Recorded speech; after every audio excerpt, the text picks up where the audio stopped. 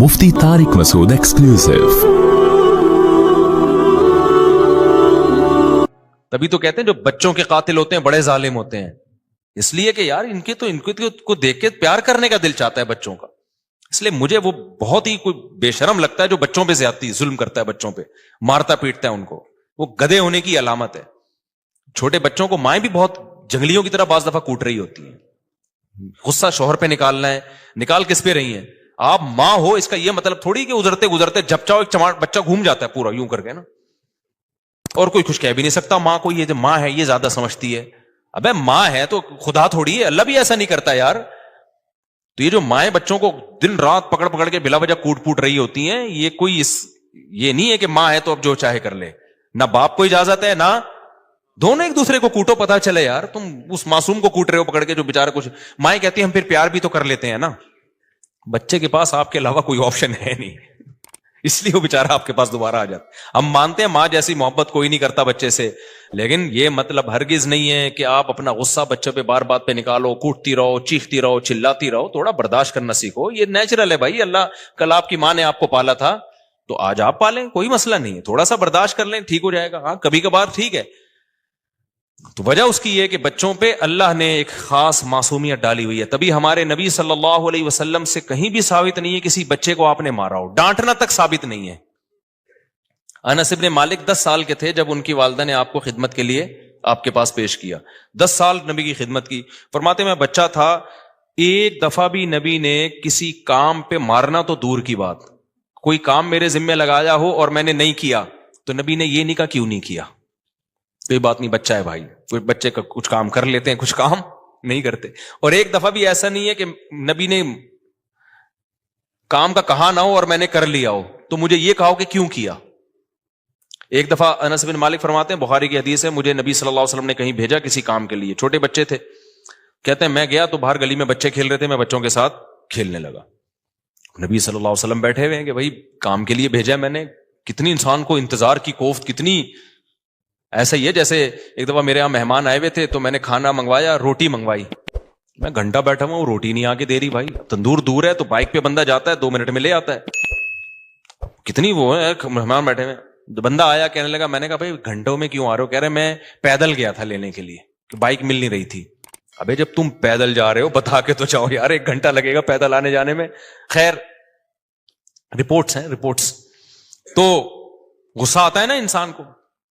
تو نبی صلی اللہ علیہ وسلم کی زندگی بھی مصروف تھی، آپ بیٹھے ہوئے ہیں، انس بن مالک شارٹ، مارکیٹ سے شارٹ۔ ہمارے نبی صلی اللہ علیہ وسلم تلاش میں نکلے، گئے تو دیکھا کھیل رہے ہیں۔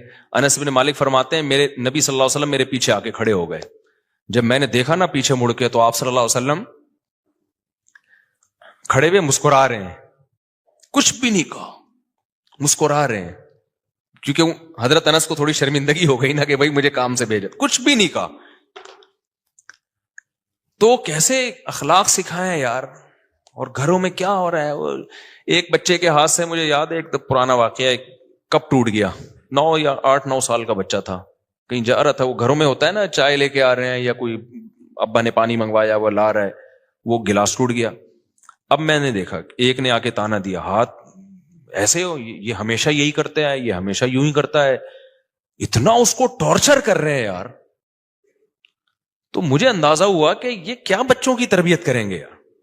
گلاس جان کر تھوڑی توڑا ہے، کسی سے بھی ٹوٹ سکتا ہے، لا آف چانس کے تحت یہاں لگاؤ، لا آف چانس، جدھر لگانا ہے وہاں لگا نہیں رہے، جہاں نہیں لگانا وہاں کیا کر رہے ہیں، کہہ رہے ہم اتفاق سے ہم وجود میں آ گئے ہیں۔ ابے جب تم اتفاق سے وجود میں آ سکتے ہو تو اتفاق سے گلاس کیوں نہیں ٹوٹ سکتا میرے بھائی، کیا خیال ہے؟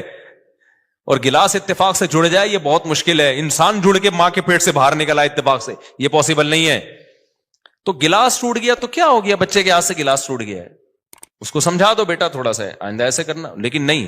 میں نے دیکھا ہے گھروں کے اندر بچہ جا رہا ہے ہاتھ سے گلاس ٹوٹ گیا، تھپڑ لگتا ہے، ایسے موقع پہ ڈانٹنا بھی نہیں بنتا ہے، کیونکہ یہ کام کوئی بھی جان بوجھ کے نہیں کرتا۔ ایسے موقع پہ آپ نے کیا کرنا ہے، او ہو انا للہ و انا الیہ راجعون۔ اس کے علاوہ اگر اس سے تھوڑا سا بھی آپ کا رسپانس اوپر کا ہوا نا، اس کا مطلب آپ گدھے ہو، آپ کیا ہو، گدھے ہو۔ جو کام آپ سے بھی ہو سکتا ہے وہ اس سے ہو گیا تو یہ تو آپ سے بھی ہو سکتا ہے نا کہ آپ سے گلاس نہیں ٹوٹے ہوں گے، کتنی دفعہ ہم سے ٹوٹے گلاس, کتنی دفعہ بہت سے لوگوں سے بہت کچھ ٹوٹ جاتا ہے بھائی. تو ایسے موقع پہ یہ کہنا کہ یار یہ گلاس کیوں توڑ دیا اور یہ اندھا ہے, اور پھر جو جتنا گدھا ہوگا نا پھر اس کا اسٹائل اتنا ہی زیادہ ہوگا. تھوڑا سا گدھا ہے یوں آنکھیں دکھائے گا, یہ تھوڑا سا گدھا. جو نارمل انسان ہوگا نا, میں نہیں کہہ رہا بہت با اخلاق, بہت بدتمیز نہ ہو, تو وہ کیا کرے گا, کچھ بھی نہیں, کوئی رسپانس نہیں, چلو یار یہ ٹوٹ گیا, احتیاط کرنی چاہیے بیٹا, بس. جو زیادہ با اخلاق ہوگا وہ تو مسکرا دے گا, وہ کہے گا ابے بھائی. حقیقت ہے بچوں کی حرکتوں پہ ہنسی آتی ہے انسان کو. بچے بڑی فلم ہوتے ہیں, وہ جان کر تھوڑی کچھ کر رہے ہوتے ہیں, کیونکہ ہنسی اس پہ آتی ہے کہ بچہ خود شرمندہ ہو رہا ہوتا ہے, اب ڈانٹ پڑے گی.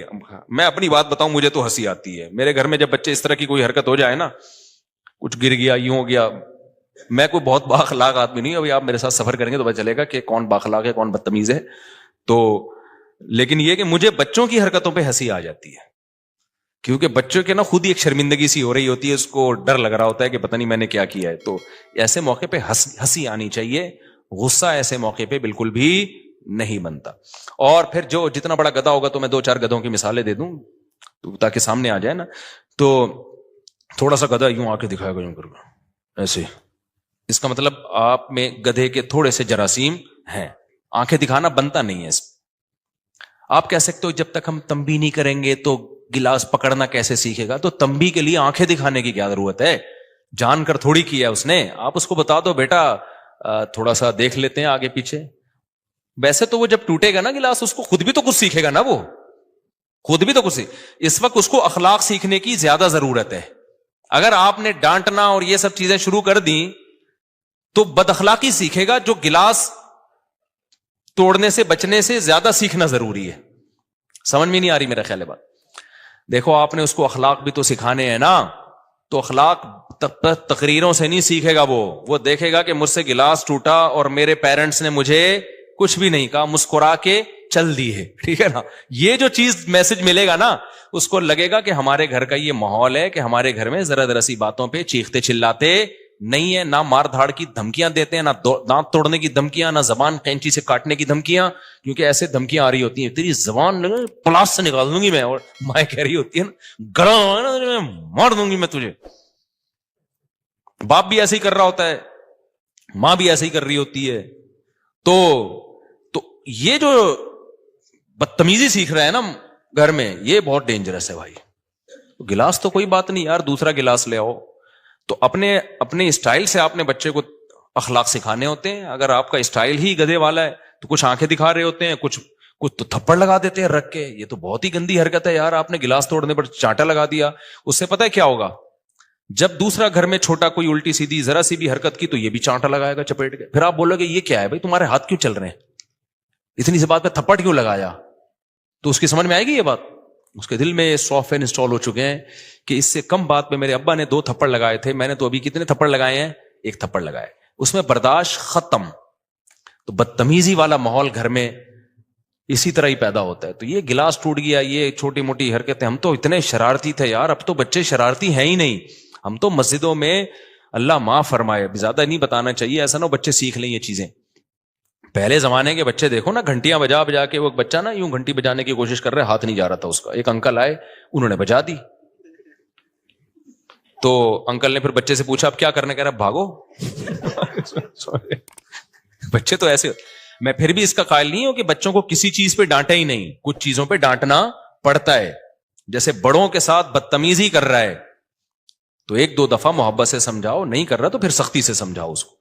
بعض چیزوں پہ تو ڈانٹنا بھی, اور اسلام نے پھر مارنے کا بھی حکم دیا بعض چیزوں پہ. تو اتنے براڈ مائنڈڈ نہیں بن جائیں کہ کچھ کہنا ہی نہیں ہے, لیکن کن باتوں پہ کہنا ہے یہ تو پہلے سوچ لو نا. آپ جن باتوں پہ ان کو ڈانٹ رہے, وہ ڈانٹنا بنتا نہیں ہے. فیل ہو جانے پہ بھی نہیں ڈانٹنا بنتا. بچہ فیل ہو گیا اور آپ ڈانٹ رہے ہو, یہ پاس نہیں ہوگا, یہ ذہن میں رکھ لو. اپنی مرضی سے پڑھتا ہے آدمی, گن پوائنٹ پہ پڑھ سکتا ہی نہیں ہے. میرے ماں باپ نے مجھے پڑھانے کی کوشش کی اسکول میں نہیں پڑھ کے دیا.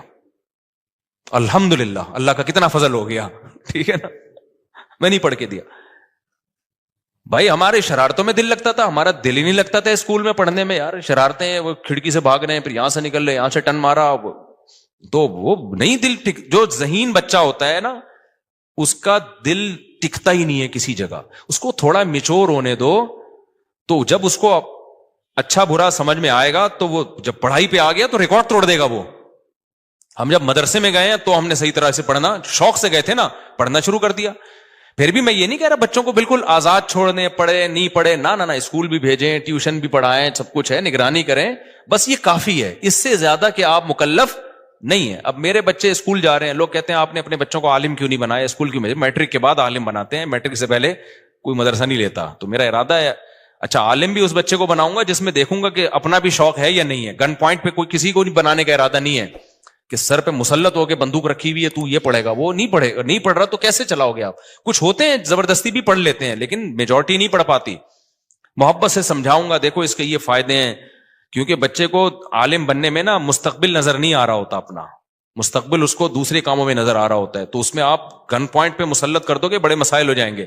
ترغیب سے محبت سے سمجھا دیا, چلا گیا تو بہت اچھی بات ہے. پھر اگر دل نہیں لگ رہا تو موٹیویٹ کرتے رہیں گے. جیسے میرا بھی دل نہیں لگتا تھا تو ہمارے استاذ ہمیں سمجھاتے تھے, پھر ہم بیٹھ جاتے تھے, چلو یار, پھر دل بھی لگنا شروع ہو گیا. تو ایسے ہے, ان چیزوں میں آپ نے اسکول میں داخل کر دیا. ہاں اب اسکول میں بلا وجہ ٹلے مار رہا ہے, چھٹیاں کر رہا ہے, تو سختی بنتی ہے بیٹا. رات کو جلدی دیکھو پہلے وجہ کیا ہے, نیند پوری نہیں ہو رہی تو جلدی سلا دو رات کو اس کو. تو اس طرح سے تو سختی کی جائے گی. آگے نمبر آ رہے ہیں نہیں آ رہے, بھائی ہر آدمی کا ایک جیسا ذہن نہیں ہوتا, لیکن بہت سارے لوگ, بڑے بڑے لوگ دنیا میں گزرے ہیں جو پڑھے لکھے بالکل بھی, آپ بڑے بڑے سائنسدانوں کو اٹھا کے دیکھیں گے نا تو اکثر اسکول سے بھاگے ہوئے ہوں گے وہ. اب بچے بھاگنا نہ شروع کر دیں اس چکر میں کہ ہم بڑے سائنسدان بننا چاہتے ہیں. تم چھوٹے بھی نہیں بنو گے, تم پنچر لگانا بھی نہیں سیکھو گے, تو اس لیے پڑھ لو, زیادہ اچھی بات ہے, تمہارا فیوچر بن جائے گا اس سے. تو اس میں بھی فیل ہو گیا بچہ, اس پہ اتنا ذہنی دباؤ یار, اتنی ٹینشن کہ مصیبت میں پڑ جاتا ہے وہ. تو ایسا مت کرو, بچے کو دماغی طور پہ گرو کرنے دو. جتنا خوش ہنسی خوشی زندگی, تھوڑی بہت ٹینشن ہے وہ اخلاق سکھانے والی تو دینی ہے, نماز والی ٹینشن, اور یہ چوریاں چکاریاں نہ شروع کر دے, گالی نہ دینا شروع کر دے. گالی دے رہے سختی کرو اس کے اوپر, بھائی یہ گالی والی نہیں چلے گی.